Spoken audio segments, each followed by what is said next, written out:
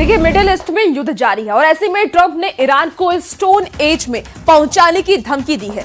धमकी के फौरन बाद ईरान के दो बड़े शहरों जिसमें कि तेहरान और करज को जोड़ने वाले पुल को बमबारी से ढा दिया गया है, उसे गिरा दिया गया है। इधर लेबनान में इजराइल ने हिजबुल्लाह के 40 कमांडो का सफाया कर दिया, लेकिन ईरान के यूरेनियम पर कब्जे का ऑपरेशन शुरू करने से पहले ट्रंप को बहुत बड़ा झटका लगा है। वो क्या झटका लगा है, इस रिपोर्ट के जरिए आपको दिखाते हैं।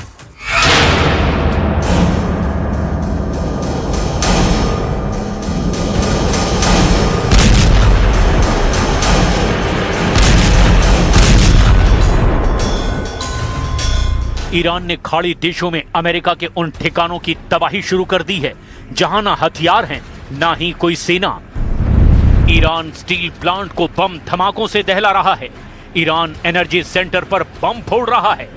ईरान ने धमकी दी है कि ये हमले तो ट्रेलर हैं, पूरी पिक्चर बहुत डरावनी है, क्योंकि जंग अब जमीन पर होगी, जिसमें अमेरिका और इजराइल की कमजोरियां ईरान को पता है। ईरान को जवाब में ट्रंप की सेंट्रल कमांड ने हमलों की ऐसी तस्वीर दिखाई है जिसमें ईरान का हथियार पहले सलामत दिखता है, फिर अचानक उस पर बारूद बरसता है और धमाके के बाद सिर्फ राख बचती है। जंगी हथियार का कबाड़ बचता है, मगर ईरान जिन्हें मार रहा है वो खुद चीख चीख कर अपना दर्द बता रहे हैं। बहरीन ने ईरान से बख्श देने की अपील की है। यूएई ने ट्रंप से कहा कि ईरान की मिसाइलों से बचा लो। कुवैत कह रहा है खामनेई के ड्रोन सबसे भयानक हैं। सऊदी अरब हॉर्मुज के गेट खोलने के लिए गिड़गिड़ा रहा है। अमेरिका इजराइल दावा कर रहे हैं कि ईरान युद्ध हार गया है। क्या ये सच है? क्या युद्ध का अंत करीब है? क्या ईरान की मिसाइल पावर खत्म हो गई है? क्या ईरान के ड्रोन खत्म हो गए हैं? ट्रंप अगर सच कह रहे हैं तब ईरान के मिलिट्री कमांडर ये क्यों कह रहे हैं कि असल लड़ाई अभी बाकी है? अभी ईरान बहुत मारेगा। अभी ईरान दुश्मनों को युद्ध भड़काने पर पछताने के लिए मजबूर करेगा। همان گونه که گفته بودیم به دشمنان آمریکایی صهیونیستی اعلام می‌کنیم اطلاعات شما از توان و قدرت نظامی و تجهیزات ما ناقص است. از ظرفیت‌های بسیار گسترده و راهبردی ما هیچ چیز نمی‌دانید. امید نداشته باشید که مراکز تولید موشک‌های راهبردی، پهپادهای دوربرد تهاجمی، سامانه‌های نوین پدافند هوایی و جنگ الکترونیک و تجهیزات ویژه ما را نابود کرده باشید که با چنین تصوری عمق باطلاقی که در آن خود را گرفتار کرده اید را بیشتر خواهید کرد. खाड़ी युद्ध का भयानक पहलू ये भी है। इजराइल ने बेरूत को बर्निंग सिटी बना दिया है। तेल अवीव को ईरान ने क्लस्टर बम ब्लास्ट का एपिसेंटर बना दिया है। अमेरिका का ऐलान है पाषाण युग में जाएगा ईरान।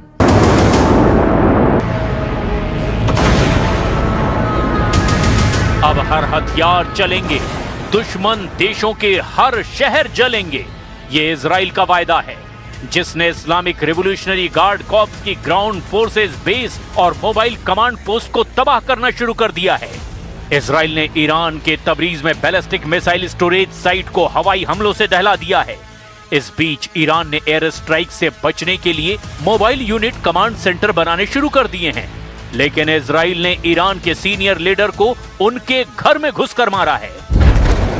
तेहरान में ईरान के पूर्व विदेश मंत्री और strategic council on foreign relations के हेड कमाल खर्राजी पर भयानक हमला हुआ है। रिपोर्ट्स के मुताबिक हमले में खर्राजी घायल हुए हैं, वहीं उनकी पत्नी की मौत हो गई है। खर्राजी पूर्व सुप्रीम लीडर अली खामनेई के सीनियर सलाहकारों में से एक हैं। नए सुप्रीम लीडर मुस्तफा खामनेई के भी खर्राजी बहुत भरोसेमंद हैं। इजराइल का टोटल फोकस ईरान की लीडरशिप का चुन चुन कर सफाया करने पर है। पीएम नेतन्याहू ने दावा किया है कि ईरान बहुत जल्द ढहने वाला है। इसकी वजह इजराइल की वॉर पॉलिसी है, जिसमें पहले ईरान के हथियारों के खतरे को खत्म करना है और फिर सरेंडर करवाना है। मगर ईरान के रुख से लग रहा है कि ये मिशन इजराइल के लिए इम्पॉसिबल हो सकता है।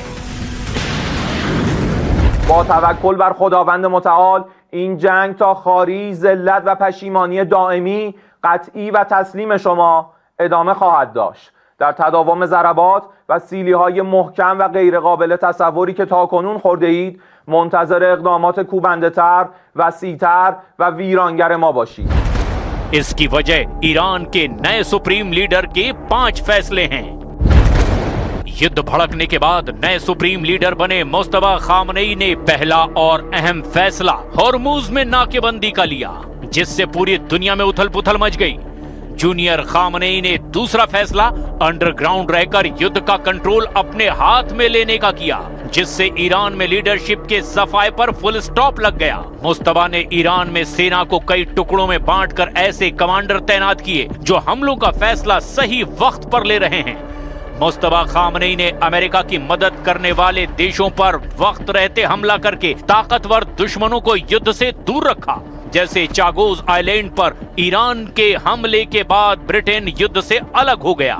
ईरान के नए सुप्रीम लीडर ने कम्युनिकेशन सेटअप में सुधार कर अमेरिका और इजराइल के वॉर प्रोपेगेंडा को बेदम कर दिया। नतीजे में ईरान ने हॉर्मुज ऑयल रूट पर ट्रंप के सभी हमलों को बेअसर कर दिया। इतना ही नहीं, ईरान ने अमेरिका के जंगी हथियारों को तबाह करना शुरू कर दिया, जिससे सुपर पावर के होश उड़ गए। ईरान ने सऊदी अरब के प्रिंस सुल्तान एयरबेस पर अमेरिकी एयरफोर्स का E-3 सेंट्री अवैक्स यानी कि airborne warning and control system drone धमाके से उड़ा दिया। E-3 के साथ साथ patriot radar system, third radar और अर्ली वार्निंग रडार को ढेर करने के बाद ईरान ने किल मार्स की मोहर लगा दी।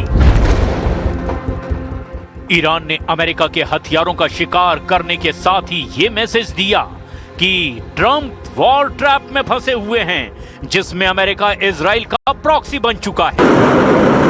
آیا غیر از این است که آمریکا به عنوان نیروی نیابتی اسرائیل و با تحریک این رژیم پا به این تجاوز گذاشته است؟ آیا غیر از این است که حالا اسرائیل تصمیم گرفته تا آخرین سرباز آمریکایی و آخرین سنت مالیات آمریکایی ها با ایران بجنگد؟ هزینه ها را به ایران، کشورهای منطقه و آمریکا تحمیل کند و خود در حاشیه امن قرار بگیرد؟ و آیا واقعا امروز کشور آمریکا در فهرست اولویت‌های دولت آمریکاست؟ ईरान को अच्छी खासी बढ़त मिल चुकी है। रिवोल्यूशनरी लड़ाकों ने अमेरिका को बेबस बना दिया है, क्योंकि जिस E-3 का शिकार ईरान ने किया है वो अमेरिकी एयरफोर्स के लिए युद्ध में सबसे जरूरी है।